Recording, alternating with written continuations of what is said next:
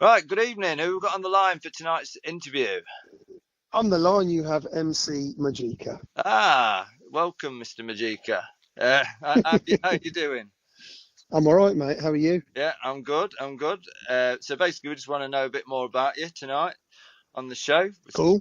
Yeah, fire away, mate. Yeah, that's the idea. So basically, can you tell the listeners what basically where you started, perhaps, and from your first so I started MCing 30 odd years ago now. It makes me sound really old. Yeah. But I was really young. Legally, I shouldn't have been going into clubs, but I was introduced to the rave scene via members of UB40. And they had a sideline away from touring the world and performing the Labour of Love and all their reggae hits.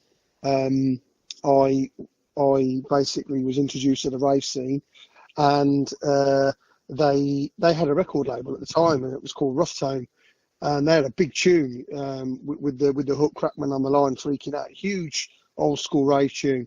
Anyway, they were running clubs, started attending, got on the mic, and then the story began on the local underground scene in Birmingham at places like Moseley Dance Centre. Had a little stint, not too much, but a few appearances at Coast to Coast. Yeah. Even got on the stage for about 5 minutes at Rag Market, Handsworth Leisure Centre, just sort of hijacking and trying to jump on the mic where you could. And then I started getting dance, and Coast to Coast. Yeah, mate. Yeah, listen, they were all infamous places in Birmingham, and then I eventually, started to break out and actually get on events, and I just kept going, and I'm still going today. Yeah, and I imagine all the UB40 events that they ran, there was loads of red wine available, wasn't there? I'll just laugh at my own joke for a minute, shall I? Yeah. Well, I'm not gonna laugh. Next minute, and there was loads of rats in there as well. Yeah, rats in the rave instead of rats in the kitchen, right? Yeah. Should we just get into a cheese fest? And I actually, before I called you, because obviously we've known each other for a good few years, but I just thought I'd check your age online, and actually, you're slightly younger than me. That was a surprise, because Yeah. Well, like I said to you, I started pretty much young. I was not even at the legal age where I could get into nightclubs and stuff. But the thing is, when you're Asian, we grow facial hair and stuff, so we start to look more than you guys, like you Caucasian guys and stuff. We start to look a bit older than what we are. And you were one of the first Asian MCs. I remember my friends. We were naughty, like most kids were. My friends used to get me to go into a pub and get served, and then get their drinks, and I'd come out and give the drinks to them.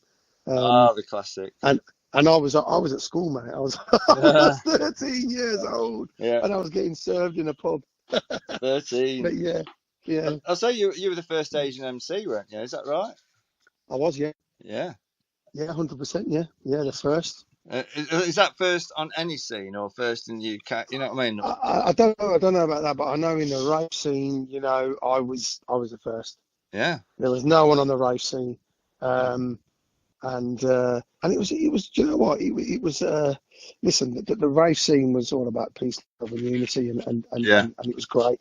But as times change and stuff, there was a race factor. Being Asian had its negative side as well, in terms of how some people communicated. The education was poor then, with sort of interracial friendships and whatnot, and the understanding of how it can make somebody feel. So it was quite challenging. There was definitely, not to put a dampener on it, but just the truth. There was racism. I did face a lot of racism. Yeah. Well, it's more than likely, isn't it? I mean, I can't. I've got ginger hair. I mean, well, russet-coloured hair. So I imagine it's exactly the same for me as well. That's it. Perhaps not quite the same. Well, no. Listen, you laugh, but I know people who have got ginger hair and who get offended and upset when people take the mick out of them. At the end of the day, it doesn't really matter what it is. If you're being taunted, Yeah. and it's getting to you, then the impact is there, irrelevant of you having ginger hair and me having Asian skin. Do you know what I'm saying? Abuse is abuse, mate. The bottom line. Exactly. So that If must you're have been quite hard at times. Mate, it was very hard, mate. It was Yeah. very, very hard. And I get a lot of people mentioning it to me. You know what it is? When I ever talk about that, people start going, oh, he's playing the race card. So I just went quiet in myself and stopped talking about that kind of stuff because Yeah. I didn't like the response I was getting. But people have often, someone said it to me the other day, you must have had loads of grief. Yeah. And it was a Caucasian person, you know, white British. Yeah. Who said, you must have had a lot of grief. And I said, yeah, I did. Yeah. I did. I remember there was a house, I won't say the artist's name, his household name, and he said, "Oh, there's no racism in this. You couldn't." I said, "How do you know? You're white skinned. Yeah. You didn't get that treatment. No. So you weren't in my shoes. You know what I mean? Yeah. But I did. You know, and But you come through it. You come through the other end now in the big way. yeah, came through, man. Came through, man. Yeah. Came through. And Yeah. I suppose because I know you do martial arts, don't you? So I suppose that came in handy if you're ever in any trouble. I think, I know it sounds funny to you. You're a bit of a comedian, aren't you? It's like a dark comedy hour with you. Yeah, but that came in handy. Yeah, talking about racism and that, but your martial arts, But you don't you run an academy? I run an academy. I started martial arts because I was getting grief. Oh right, is that why you did it? Okay. I was getting. Well, I never knew how to look after myself, so that was the question. Yeah. And I started to get grief in the scene, like just people intimidating me and stuff. And I just thought, you know what? I asked myself the question: would I know how to look after myself in a situation? And the answer was no. So I started just to learn. I just wanted to learn. There was no intention of coaching or teaching or doing what I do now, running a gym where I've got from kids training to families to pro UFC fighters training there. Yeah. That's brilliant. I never knew that I was going to do that, but it happened. But it happened because of that. Yeah, that's amazing. Because of that. I used to do judo, so we'll have to have a fight one day. Yeah, I guess so, mate. Get a bit of training, get a gum shield in, mate. We'll do some 4-point striking. Oh yeah, I don't like that gum shield. I'll punch that. I don't like the gum shield idea. That sounds a bit bad. Oh, I'll punch you in the nose, and that's fine. That'll shut you up. And you and when I was talking to Fantasy last week, he was telling me that he's had a book out, and you've got one coming out as well, haven't you? Yeah. I've got one coming out, and it's quite apt.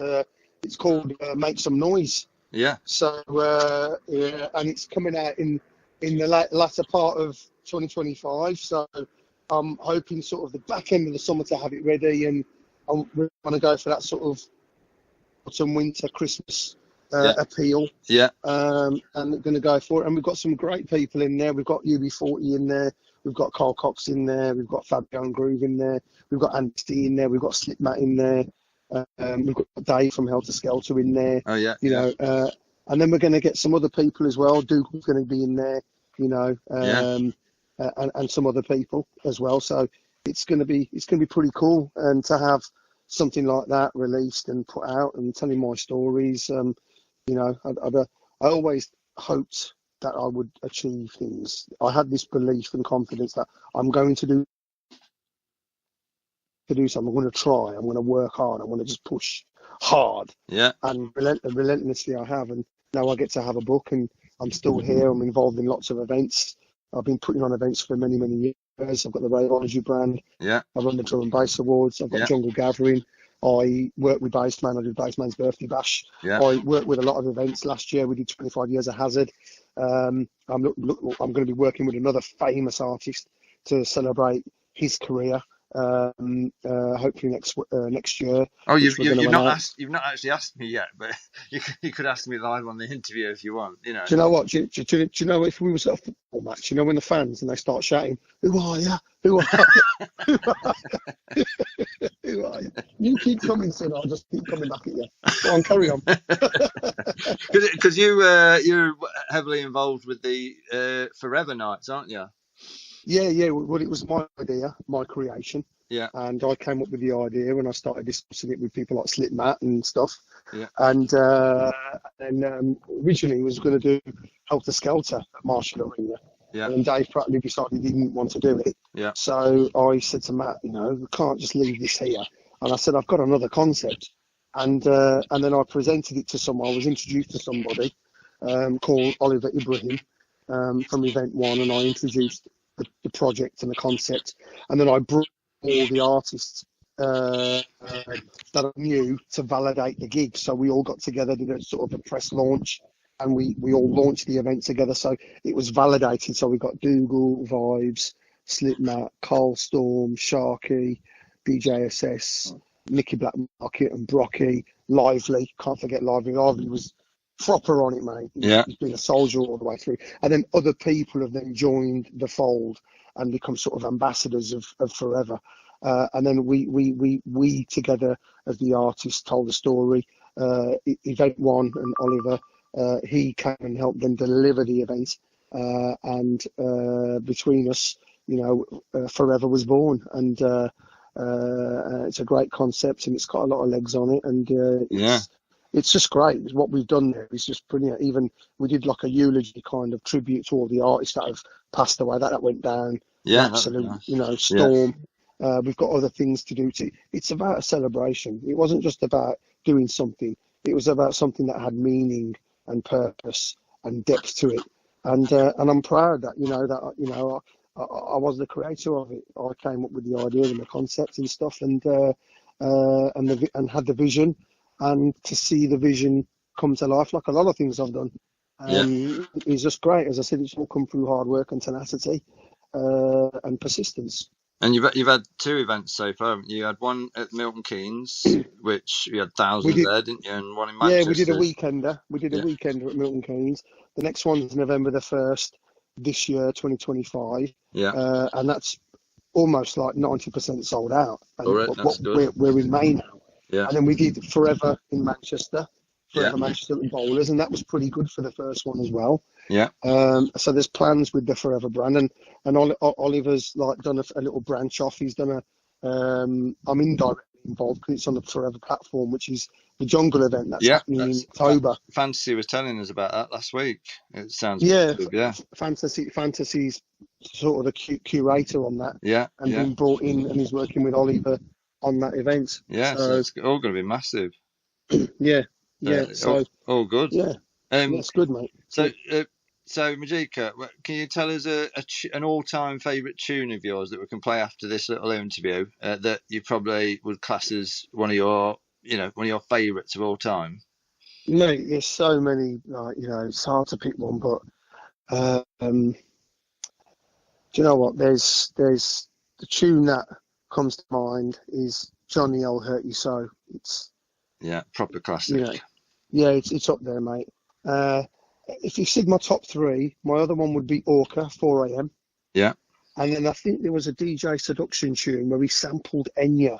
I think it's called Subdub. Oh, right. I'm not sure. Yeah. That's Sail Away or something. Sail Away. No, not Sail Away. You can't really understand the words because they put some kind of reverb and twisted the words a bit.